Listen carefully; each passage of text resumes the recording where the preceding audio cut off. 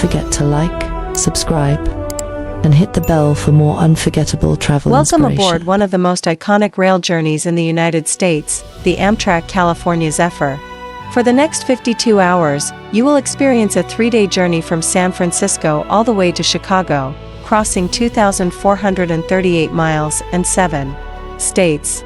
This isn't just a train ride, it's an unforgettable way to see America. This video explores what life is like on a long-distance sleeper, what passengers eat, how onboard showers work, and what it's like to fall asleep to the rhythm of the rails.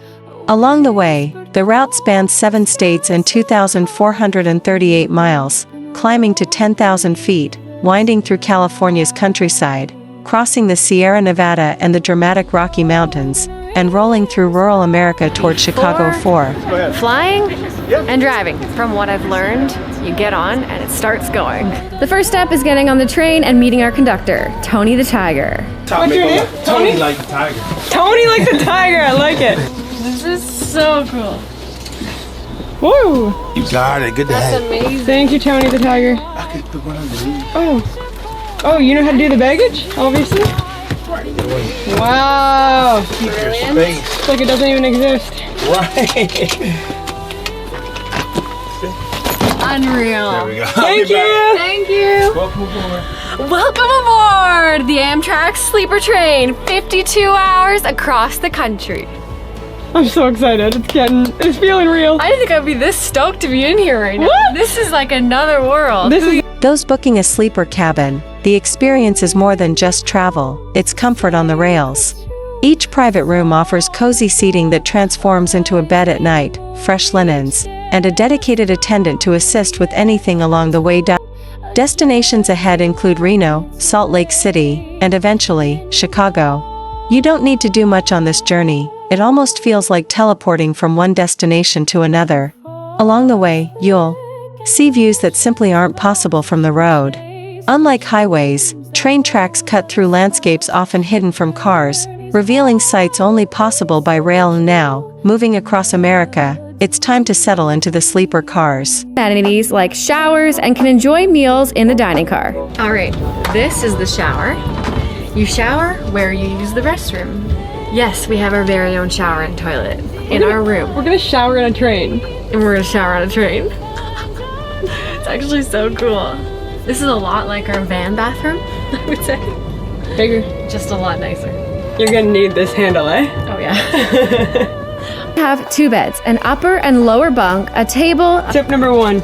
Bring some chess or checkers players. You can literally play right here. a big viewing window, our own vanity, a bathroom that has a toilet and a shower, and endless space to put your luggage, including a closet. We're all moved in. Look at all the space we have. You can have a dance party. We are starting our journey through California, and believe it or not, it's 9:41 in the morning and we've only got coffee in the belly. But these views are making up for that because it is California dreamy. These landscapes are going to be so different from what we see this evening, from what we see tomorrow and the next day, as America's landscapes are extremely diverse. Train tour! We're gonna show you the entire California Zephyr. There are several different carts that make up the entire train to cater to different passengers' needs. Let's go through all of them. We're starting in the sleeper train. These are bedrooms. The bedrooms actually make up the entirety of the cart. They take up quite a lot of space, as you can see, leaving a small walkway and a second view of the other side of the train. I would say getting a full bedroom is worth it just because you get the double view. Around the corner, we've got the coffee station. This is where we're hanging. Coffee, water, everything you need. And then as you continue this way down the cart, we are still in the sleeper train. However, these are the roomettes. So we have rooms on both the left side and the right side. They're quite a bit smaller, but you can still sleep comfortably. The roomettes share a communal restroom. This entire wall is the span of our room. This is the span of the roomette. This is the top deck, now down to the lower deck. Luggage storage, More roomettes. entry and exit points, Or viewing.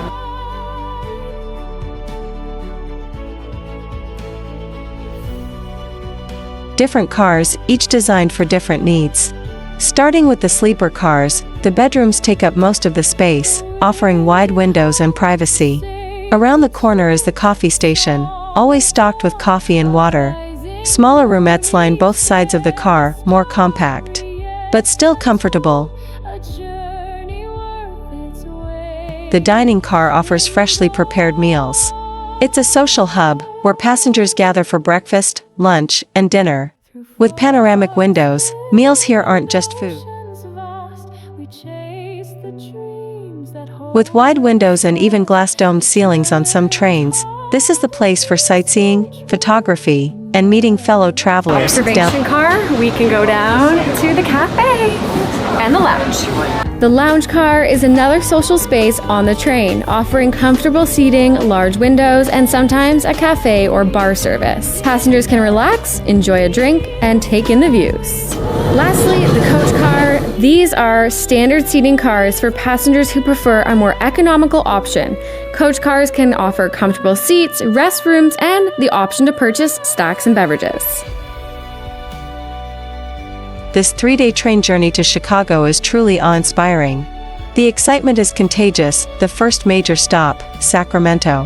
Built in 1926, this historic station is a chance to stretch your legs, get fresh air, and step back in time.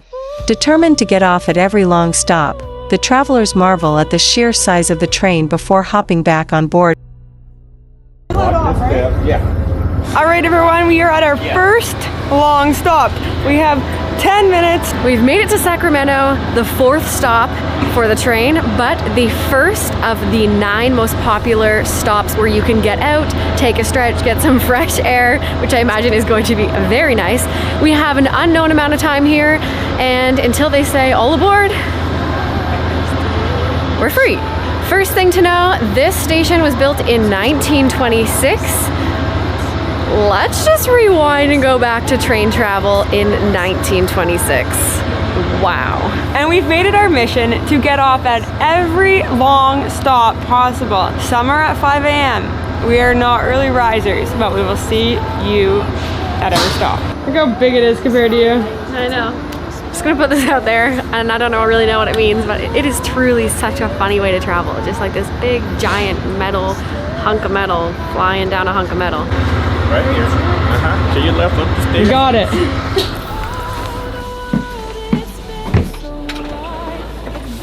We did it. The day continues with new surprises. At lunch, a fellow traveler celebrates a birthday, and the group joins in. Meals, like a plant-based burger with chips, are included in the fare, making dining both easy and enjoyable.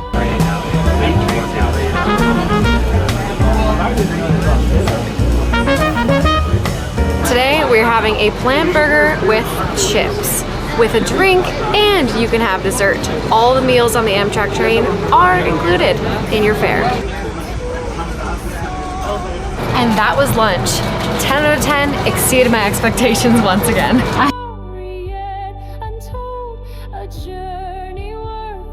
Not long after, the scenery changes again. From the Golden Gate Bridge, to hills and towering trees, and now, snow.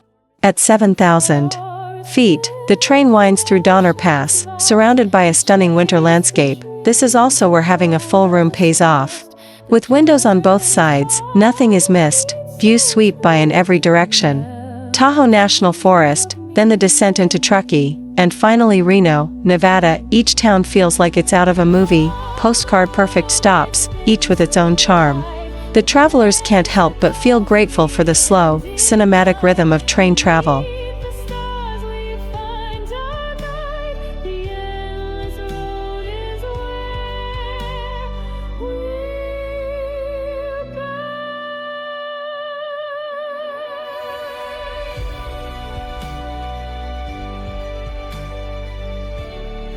Reno Station approaches. For passengers continuing past Reno, it's a chance to step off, stretch their legs, and breathe in the crisp Nevada air. But beware, the train won't wait. If you're not on board when it leaves, both you and your luggage will be left behind.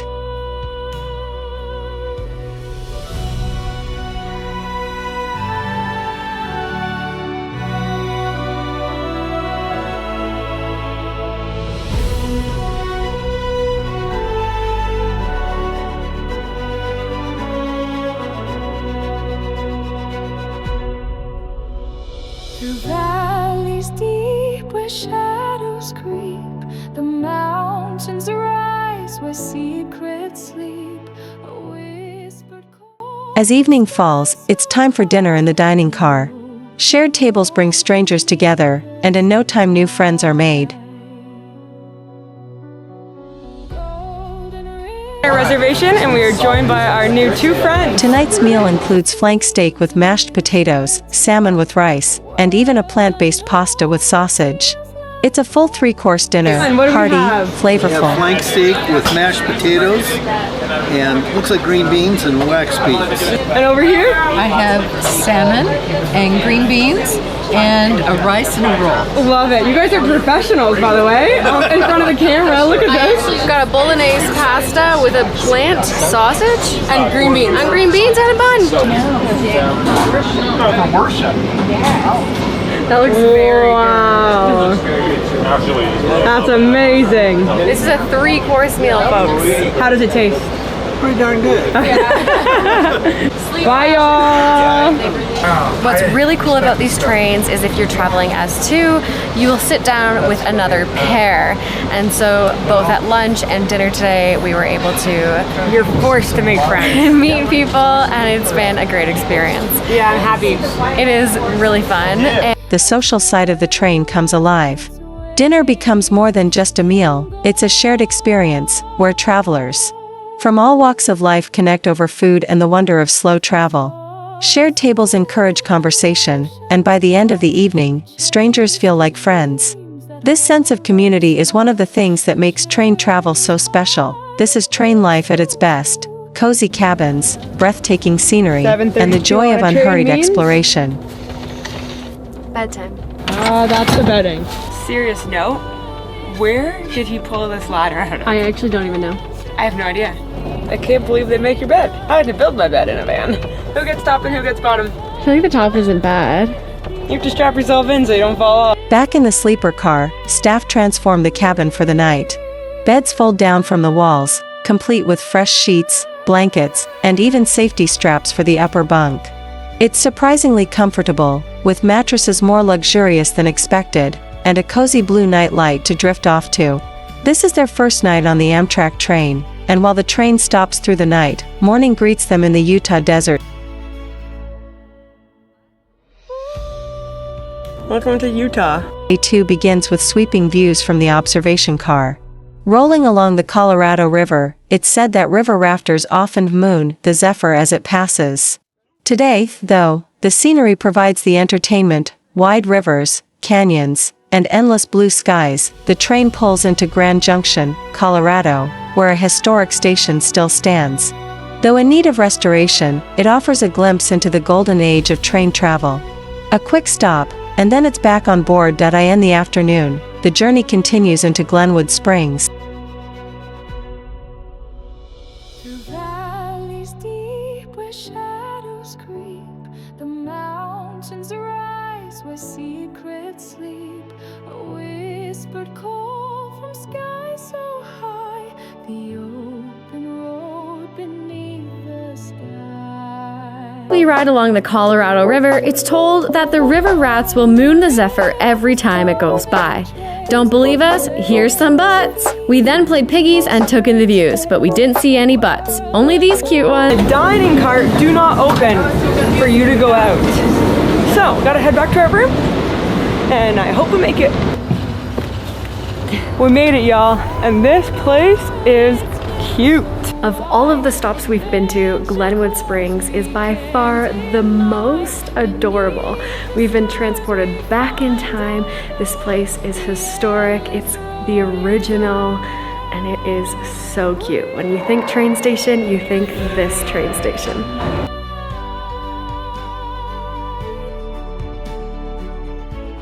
Lunch is enjoyed back on the train: a baked potato and a burger with a view of the Colorado River. Before the highlight of the journey begins, the Rocky Mountains, climbing into higher altitudes. The train winds through snow-capped peaks and alpine valleys.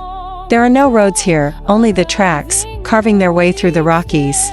Passengers crowd the windows. Love it. As we climb through the Rocky Mountains, the train takes us to breathtaking altitudes, revealing snow-capped peaks and alpine scenery. This leg of the journey is truly a highlight for every single passenger. Everyone is glued to the window as the views are unparalleled and the sun sets behind the mountain. This is the best part. Woo! Wow. There's no roads, nothing. Just the tracks in the middle of the Rocky Mountains.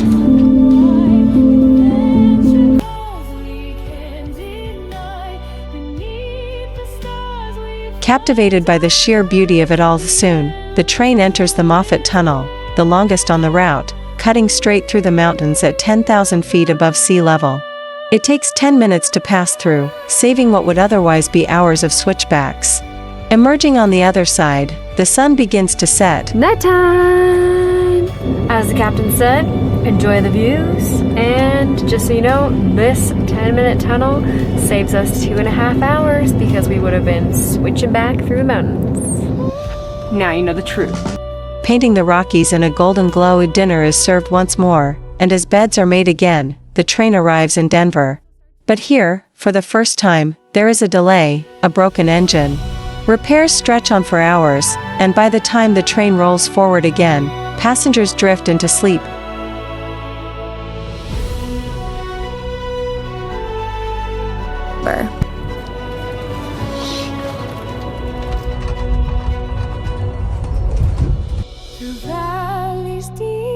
Day 3 begins with breakfast, though not without a scramble. Breakfast service ends at 8:30 a.m. And arriving late means missing out.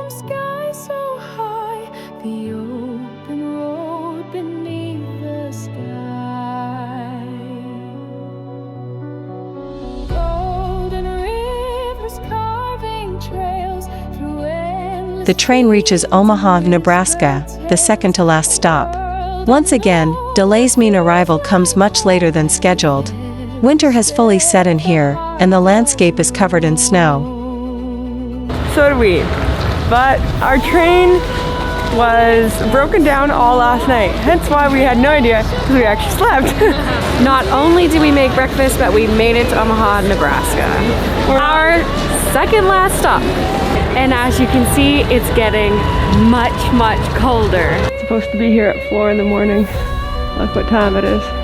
Omaha, where my Oma lives. Well.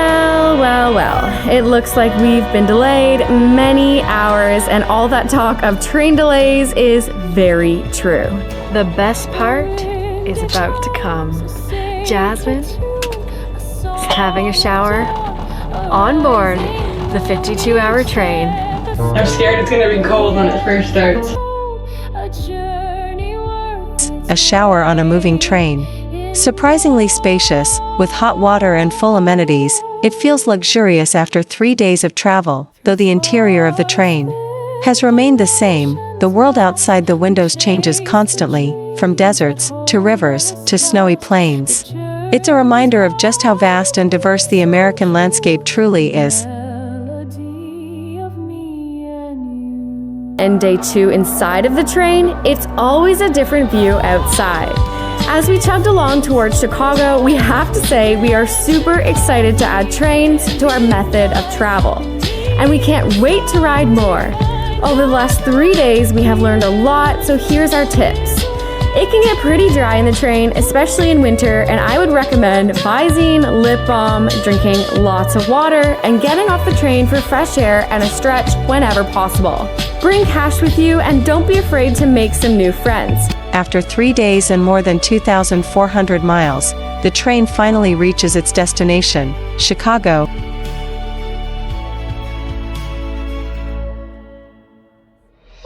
The journey took longer than expected, about 61 hours in total, but the memories made, the friendships formed, and the landscapes seen make the delays worthwhile.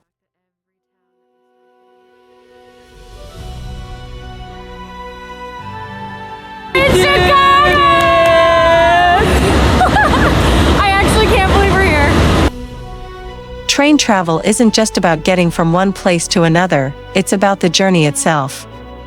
Forget to like, subscribe, and hit the bell for more unforgettable travel inspiration. Shadows creep, the mountains rise.